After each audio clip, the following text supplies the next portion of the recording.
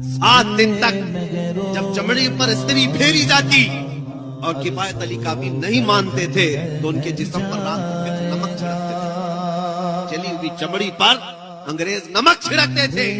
तो क्या उस किफायत अली काफी रहमतुल्लाह अलैह के इस तकलीफ के बाद अंग्रेजों ने इस धरती से इस्लाम को साफ कर दिया? 8 दिन के बाद उन लोगों ने चौराहे पर लाकर किफायत अली काफी को फांसी पर चढ़ाया। और उस वक्त जब वो एक आलिम रब्बानी को फांसी पर चढ़ा रहे थे, पूछा गया तुम्हारी आखिरी कोई ख्वाहिश है?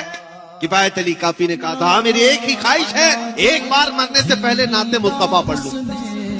और पढ़ करके सुनाया लोगों को, कोई गुल बाकी रहेगा न चमन रह जाएगा, पर रसूलुल्लाह का दीन हसन रह जाएगा।